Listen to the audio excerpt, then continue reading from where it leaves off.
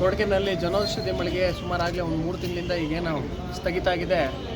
ಈ ಒಂದು ಜನೌಷಧಿಯಿಂದ ಸುಮಾರು ಬಡವರಿಗೆ ಅನುಕೂಲ ಆಗ್ತಾ ಇತ್ತು. ಯಾಕೆಂತಂದರೆ ಇವತ್ತಿನ ದಿನ ಮಾತ್ರೆಗಳ ಬೆಲೆ ತುಂಬ ಜಾಸ್ತಿ ಆಗಿದೆ.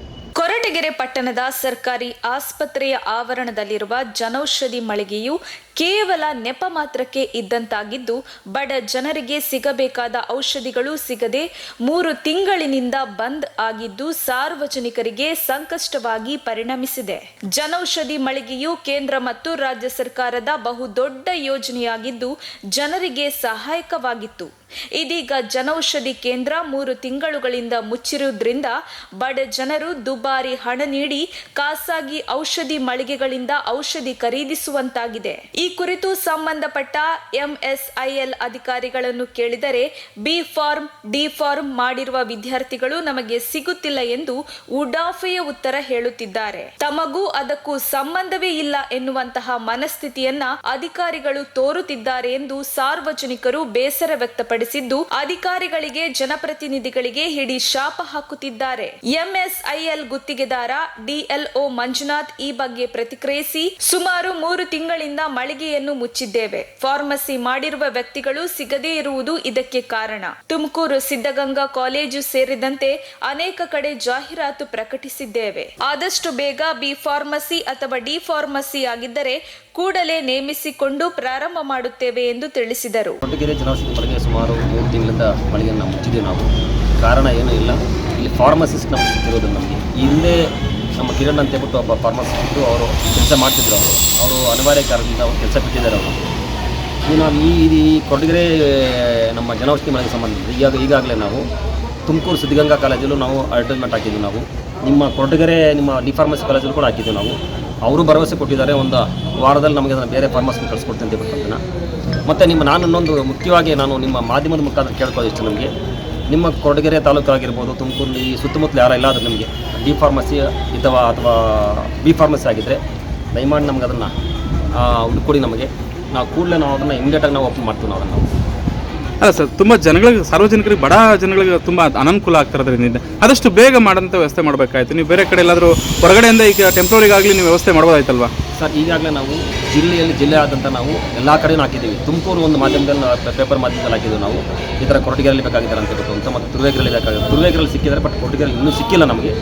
ಖಂಡಿತವಾಗಿ ನಾನು ಈ ಒಂದು 15 ದಿವಸ ಒಳಗೆ ಡೆಫಿನೆಟ್ ಆಗಿ ಒಂದು ಫಾರ್ಮಸಿಸ್ಟ್ ಹುಡುಕ್ತೀವಿ. ನಾವು ಡೆಫಿನೆಟ್ ಆಗಿ ಹಾಕಿ ನಾವು ಒಂದು ಓಪನ್ ಮಾಡ್ತೀವಿ ಸರ್ ನಾವು. ಸೊ ನಿಮ್ಮ ಮಾಧ್ಯಮ ಮುಖಾಂತರ ನಾನು ಕೇಳ್ಕೊಳ್ಳೋ ಇಷ್ಟ ನಾನು.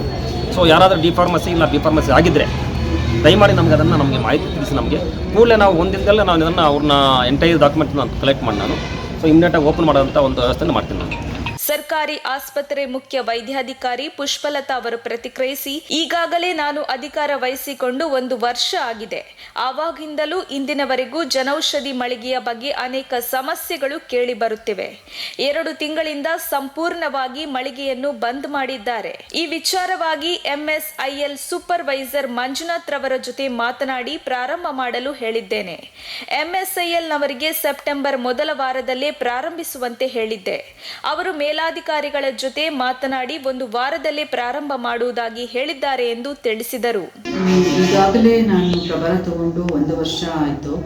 ಆಗಿಂದನೂ ಕೂಡ ಇದು ಜನೌಷಧಿ ಕೇಂದ್ರದ್ದು ಸಮಸ್ಯೆಗಳು ಇದ್ದೇ ಇದೆ. ಈಗ 2 ತಿಂಗಳಿಂದ ಕಂಪ್ಲೀಟಾಗಿ ಅವರು ಬಂದ್ ಮಾಡಿದ್ದಾರೆ. ಈ ವಿಚಾರವಾಗಿ ನಾವು MSIL ಅವರ ಸೂಪರ್ವೈಸರ್ ಅವ್ರನ್ನ ಮಂಜುನಾಥ್ ಅವ್ರ ಜೊತೆ ಮಾತಾಡಿ ಶುರು ಮಾಡಲಿಕ್ಕೆ ಹೇಳಿದ್ವಿ. ಲೆಟರ್ ಕರೆಸ್ಪಾಂಡೆನ್ಸು ಮಾಡಿದ್ದೀವಿ. ನಮ್ಮ ಮೇಲಾಧಿಕಾರಿಗಳೊಂದಿಗೂ ಚರ್ಚಿಸಿದ್ದೀವಿ. ಇವ್ರಿಗೆ ನಾನು MSILನವ್ರಿಗೆ ಸೆಪ್ಟೆಂಬರ್ 1 ಒಳಗೆ ನೀವು ಮಾಡಲೇಬೇಕು ಅಂತ ಹೇಳಿದ್ದೆ. ಆದರೂ ಕೂಡ ಮಾಡಿಲ್ಲ. ಇವತ್ತು ಕೂಡ ಕರೆಸಿ ಅವ್ರ ಹತ್ರ ಮಾತಾಡಿದ್ದೀನಿ. ಇದು ಅವರ ಮೇಲಾಧಿಕಾರಿಗಳಾದ CGM ಅವ್ರ ಹತ್ರ ಕೂಡ ಮಾತಾಡಿ ಒಂದು ತೀರ್ಮಾನಕ್ಕೆ ಬಂದು ಆದಷ್ಟು ಬೇಗ ಶುರು ಮಾಡಿ ಸಾರ್ವಜನಿಕರಿಗೆ ಇದರ ಒಂದು ಉಪಯೋಗ ಮಾಡಿಕೊಳ್ಳೋದಕ್ಕೆ ಅವರು ಒಂದು ರೀಸನಬಲ್ ರೇಟಲ್ಲಿ ಔಷಧಿಗಳು ತಲುಪುವ ವ್ಯವಸ್ಥೆ ಮಾಡಿ ಅಂತ ಹೇಳಿದ್ದೀನಿ. ಅವ್ರು ಇನ್ನೊಂದು ವಾರದ ಟೈಮ್ ಕೇಳಿದ್ದಾರೆ. ನೋಡೋಣ. ಇದು ಆಗಲಿಲ್ಲ ಅಂದರೆ ನಮ್ಮ ಮೇಲಾಧಿಕಾರಿಗಳು ಅವರ ಮೇಲಾಧಿಕಾರಿಗಳು ಇಬ್ಬರಿಗೂ ರಿಪೋರ್ಟ್ ಮಾಡಿ ನೆಕ್ಸ್ಟ್ ಮುಂದಿನ ಕ್ರಮ ತಗೊಳ್ಳೋದಕ್ಕೆ ತಿಳಿಸ್ತೀನಿ. ಯುವ ಬಿಜೆಪಿ ಮುಖಂಡ ಗುರುದತ್ ಈ ಬಗ್ಗೆ ಪ್ರತಿಕ್ರಿಯಿಸಿ, ಕಳೆದ 3 ತಿಂಗಳಿನಿಂದ ಸ್ಥಗಿತಗೊಂಡಿರುವ ಜನೌಷಧಿ ಮಳಿಗೆಗೆ ಹೆಚ್ಚಿನ ಬೇಡಿಕೆ ಇದೆ. ಪ್ರತಿದಿನ ನೂರಾರು ಬಡ ರೋಗಿಗಳು ಆಸ್ಪತ್ರೆಗೆ ಬರುತ್ತಾರೆ. 30 ರಿಂದ 40 ರೂಪಾಯಿಯ ಒಳಗೆ ತಿಂಗಳಿಗಾಗುವಷ್ಟು ಬಿಪಿ ಮಾತ್ರೆಗಳು ಸೇರಿದಂತೆ ಅನೇಕ ಔಷಧಗಳು ಇಲ್ಲಿ ದೊರೆಯುತ್ತವೆ. ಇದೇ ಮಾತ್ರೆಗಳನ್ನು ಬೇರೆ ಕಡೆ ಖರೀದಿ ಮಾಡಿದಾಗ 140 ರಿಂದ 150 ರೂಪಾಯಿ ಕೊಡಬೇಕು.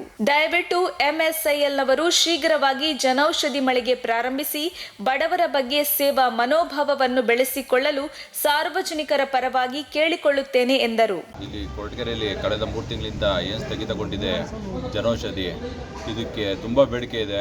ಇಲ್ಲಿ ಕೊರಟಗೆರೆಯಲ್ಲಿ ಇಲ್ಲಿ ಬಡವರು ತಾಲೂಕು ಹೆಡ್ ಕ್ವಾರ್ಟರ್ಸ್ ಇದೆ. ಇದು ತಾಲೂಕು ಹೆಡ್ ಕ್ವಾರ್ಟರ್ಸಲ್ಲಿ ಇದು ಸುತ್ತಮುತ್ತ ಹಳ್ಳಿ ಜನಗಳು ಸುಮಾರು 100,000 ಜನ ಇಲ್ಲಿ ದಿನ ಬೆಳಿಗ್ಗೆ ಎದ್ದರೆ ಬಂದು ಗೌರ್ಮೆಂಟ್ ಹಾಸ್ಪಿಟಲಲ್ಲಿ ತೋರಿಸ್ಕೊಳ್ಳೋರು. ಬಡವ್ರ ಬಗ್ರೇನೆ ತುಂಬ ಜನ ಬರೋದು. ಇವ್ರಿಗೆ ಏನಾಗಿದೆ, ಇಲ್ಲಿ ಒಂದಕ್ಕೆ ಇಲ್ಲಿ ಏನು ಕೊಡ್ತಾರೆ ಬಿ ಪಿ ಟ್ಯಾಬ್ಲೆಟು ಇಲ್ಲಿ 30 ರೂಪಾಯಿಂದ 40 ರೂಪಾಯಿ ಒಳಗಡೆ ಒಂದು ತಿಂಗಳಿಗಾಗೋಷ್ಟು ಬಿ ಪಿ ಟ್ಯಾಬ್ಲೆಟ್ ದೊರೆಯುತ್ತೆ. ಇದೇ ಬಿ ಪಿ ಟ್ಯಾಬ್ಲೆಟು ನೀವು ಆಚೆ ಕಡೆ ತಗೊಂಡ್ರೆ 140-150 ರೂಪಾಯಿ ಕೊಟ್ಟು ತೊಗೊತಾ ಇದ್ದಾರೆ. ಹಾಗಾಗಿ ದಯವಿಟ್ಟು ಇದನ್ನು ಕೂಡಲೇ ಗಮನಕ್ಕೆ ತಗೊಂಡು ಯಾರು ದಯವಿಟ್ಟು MSILನವರು ಇದನ್ನು ತೀವ್ರ ನಿಗಾ ಹರಿಸಿ ಅತಿ ಬೇಗ ಇದನ್ನು ಓಪನ್ ಮಾಡಿಸಿ ಯಾರು ಸಾರ್ವಜನಿಕ ಸೇವೆ ಕೊಡಬೇಕು ಅಂತ ತುಂಬ ಕೇಳ್ಕೊತಾ ಇದ್ದೀವಿ. ಇದು ತುಂಬ ತೊಂದರೆ ಆಗ್ಬಿಟ್ಟು ದಿನ ಬೆಳಿಗ್ಗೆ ಇದ್ರೆ 100 ಜನ ಬಂದು ಇಲ್ಲಿ ಕೇಳ್ಕೊಂಡು ಹೋಗ್ತಾ ಇದ್ದಾರೆ. ಈ ಥರ MSIL ಇಲ್ಲ, ಎಲ್ಲಿ ಕೊಡ್ತಾ ಇದ್ದಾರೆ ಅಂತ. ಇಲ್ಲಿಂದ ಹೋಗಿ ಮಧುಗಿರಿಯಿಂದ ಹೋಗ್ತಾ ಇರ್ತಾರೆ, ಇಲ್ಲಿಂದ ಪೇಷಂಟ್ಗಳು ತುಮಕೂರಿಂದ ಹೋಗ್ತಾ ಇದ್ದಾರೆ.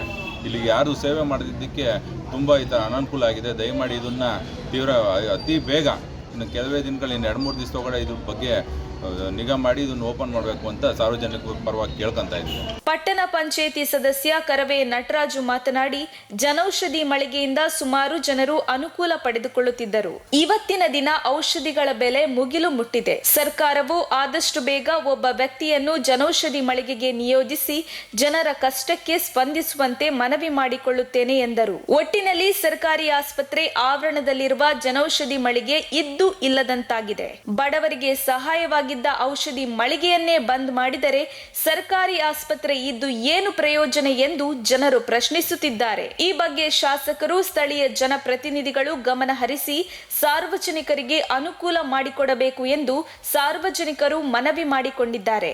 ಈ ಸಮಸ್ಯೆಯನ್ನು ಶೀಘ್ರವೇ ಪರಿಹರಿಸದಿದ್ದರೆ ಜನರು ಪ್ರತಿಭಟನೆ ನಡೆಸಬೇಕಾಗುತ್ತದೆ ಎಂದು ತಿಳಿಸಿದ್ದಾರೆ. ವರದಿ ಮಂಜುಸ್ವಾಮಿ, MN, ಕೊರಟಗೆರೆ. ಕೊರಟಗೆರೆಯಲ್ಲಿ ಜನೌಷಧಿ ಮಳಿಗೆ ಸುಮಾರಾಗಲೇ ಒಂದು 3 ತಿಂಗಳಿಂದ ಈಗೇನು ಸ್ಥಗಿತ ಆಗಿದೆ. ಈ ಒಂದು ಜನೌಷಧಿಯಿಂದ ಸುಮಾರು ಬಡವರಿಗೆ ಅನುಕೂಲ ಆಗ್ತಾ ಇತ್ತು. ಯಾಕೆಂತಂದರೆ ಇವತ್ತಿನ ದಿನ ಮಾತ್ರೆಗಳ ಬೆಲೆ ತುಂಬ ಜಾಸ್ತಿ ಆಗಿದೆ. ಇವತ್ತಿನ ದಿನ MSILನಲ್ಲಿ ಬೇರೆ ಎಣ್ಣೆ ರೇಟ್ ಜಾಸ್ತಿ ಆಯಿತು ಅಂತೇಳಿ ಸ್ಟ್ರೈಕ್ ಮಾಡೋರು ಇದ್ದಾರೆ. ಆದರೆ ಔಷಧಿ ರೇಟು ಜಾಸ್ತಿ ಆಯಿತು ಅಂತ ಯಾರೂ ಸ್ಟ್ರೈಕ್ ಮಾಡೋರಿಲ್ಲ. ಅಂಥ ಪರಿಸ್ಥಿತಿ ನಿರ್ಮಾಣ ಆಗಿದೆ. ಹಾಗಾಗಿ ದಯಮಾಡಿ ಇವಾಗೇನು ಸರ್ಕಾರದಿಂದ ಏನು ನಮ್ಮ MSILನವ್ರು ಬಂದಿದ್ದಾರೆ, ಅವರು ದಯಮಾಡಿ ಬೇಗಂತಾನೆ ನಮ್ಮ ಕೊರಟಗೆರೆನಲ್ಲಿ ಒಂದು ಅನುಕೂಲತೆ ಮಾಡಿ ಯಾರಾದರೂ ಬಿ ಫಾರ್ಮಾ ಅಥವಾ ಡಿ ಫಾರ್ಮಾ ಮಾಡಿರೋರನ್ನ ಹಾಕಿ ಬೇಗಂತ ಇಲ್ಲಿ ಜನಕ್ಕೆ ಅನುಕೂಲ ಆಗಂಗೆ ಮಾಡಿಕೊಡ್ಬೇಕು ಅಂತ ತಮ್ಮಲ್ಲಿ ಕೇಳ್ಕೊತಾರೆ.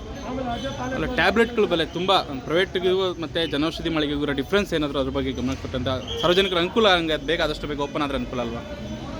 ಇದನ್ನು ಅತಿ ಮುಖ್ಯವಾಗಿ ಜನಕ್ಕೆ ಅನುಕೂಲ ಆಗಲಿ ಅನ್ನೋಂಥ ನಿಟ್ಟಿನಲ್ಲಿ ನಮ್ಮ ಪ್ರಧಾನಮಂತ್ರಿಗಳಾದಂಥ ನರೇಂದ್ರ ಮೋದಿ ಅವರು ಇನ್ನೊಂದು ಜನೌಷಧಿ ಅನ್ನೋಂಥ ಒಂದು ಮಳಿಗೆಗಳನ್ನ ಸರ್ಕಾರದ ಮಟ್ಟದಿಂದ ನಾವೇ ಔಷಧಿ ಕೊಡಬೇಕು ಅಂತ, ಅದು ಅತಿ ಕಡಿಮೆ ಬೆಲೆಯಲ್ಲಿ ಕೊಡಬೇಕು ಅಂತದ್ದು. ಫಾರ್ ಎಕ್ಸಾಂಪಲ್ ಇವಾಗ ರ್ಯಾಂಟಿಡಿನ್ ಟ್ಯಾಬ್ಲೆಟ್ ಬಂದುಬಿಟ್ಟು ಬೇರೆ ಕಡೆ ಎಲ್ಲ ನಿಮಗೆ 10 ರೂಪಾಯಿ 12 ರೂಪಾಯಿ ಆಗ್ಬೋದು ಒಂದು ರ್ಯಾಂಟಿಡಿನ್ ಟ್ಯಾಬ್ಲೆಟ್. ಬಟ್ ಆದರೆ ನಮ್ಮ ಜನೌಷಧಿನಲ್ಲಿ ಬಂದುಬಿಟ್ಟು ಅದು 25 ಪೈಸೆ 30 ಪೈಸೆಗೇನೆ ಸಿಗ್ತದೆ. ಹಾಗಾಗಿ ನಾವೇನು ಮಾಡ್ತಿದ್ದೀವಿ ಅಂತಂದರೆ ಇದನ್ನು ಜನೌಷಧಿನ ನಾವು ಯಾವುದೋ ಒಂದು ಪಕ್ಷದ ಪ್ರಚಾರಕ್ಕೋಸ್ಕರ ಬಳಸ್ಕೊಳ್ಳೋವಂಥದ್ದಲ್ಲ, ಇದು ಎಲ್ರಿಗೂ ಜನಕ್ಕೆ ಅನುಕೂಲ ಆಗಲಿ ಅಂತ ಮಾಡಿರೋಂಥದ್ದು ಪ್ರಧಾನಮಂತ್ರಿಯವರು. ಅದನ್ನು ಈ ಸರ್ಕಾರದಲ್ಲಿ ಇವಾಗ ಕೊಟ್ಟಿರೋಂಥ MSILನವರು ದಯಮಾಡಿ ಅದನ್ನು ಕರೆಕ್ಟಾಗಿ ಸುಸಜ್ಜಿತವಾಗಿ ಜನಕ್ಕೆ ತಲುಪಿಸೋಂಥ ಕೆಲಸ ಆಗಬೇಕು ಅಂತ ನಮ್ಮ ಭಾವನೆ.